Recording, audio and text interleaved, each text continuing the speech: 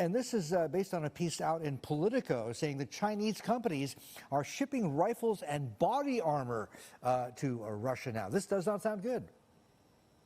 No, it doesn't. And Russia is not doing very well. Russia is now bogged down in eastern Ukraine for months, trying to take a relatively small city called Bakhmut. And there's no big Russian offensive that we expected.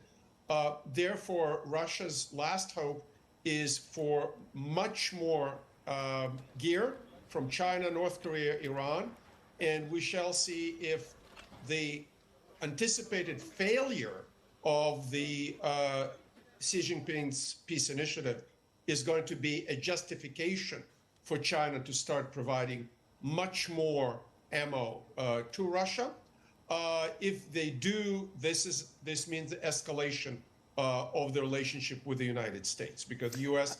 made it very clear that we are going to punish Chinese companies that will be providing any kind of military support to Russia. But more broadly, the rapprochement between Beijing and Moscow that is going on under Xi Jinping's and Putin's watch is a realignment of the Eastern Hemisphere, realignment of Eurasia. And the second tier consequences of that we saw now in the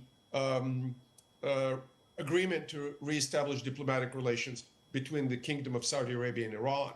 So China, not the United States, can dictate, preside, convene peace initiatives. As far as Ukraine is concerned, I remain very pessimistic because China is not talking about full territorial integrity and sovereignty of Ukraine. They're calling for a ceasefire. The Ukrainians are not ready for one.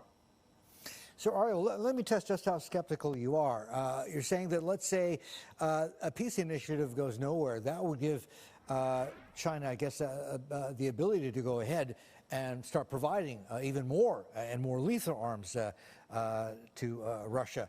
But let's say this peace initiative, this 12-point plan, actually does go through. A lot of people have a problem with it because even if it does call for a ceasefire, peace talks and ceasefire, as long as it does not call for any withdrawal of Russian troops from Ukraine, it'll simply give Russia the time and the cover it needs to rearm.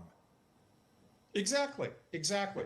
And we know, I monitor Russian Telegram channels, Russian chat rooms, Russian media very carefully. I'm a native Russian speaker. And I know the Russian elite still didn't internalize the scope of their failure in Ukraine.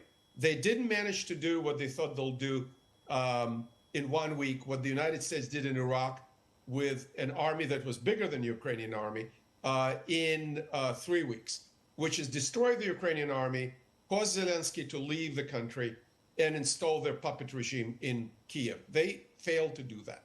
Therefore, the Chinese are having a dilemma. Are they going to continue doubling down on an army that is essentially losing? And then what? My answer is China is winning either way. If Russia fails, it sinks deeper into the Chinese orbit. If Russia wins, it becomes a battering ram against Europe and against the United States. Thank you for watching. Please subscribe to get more content like this.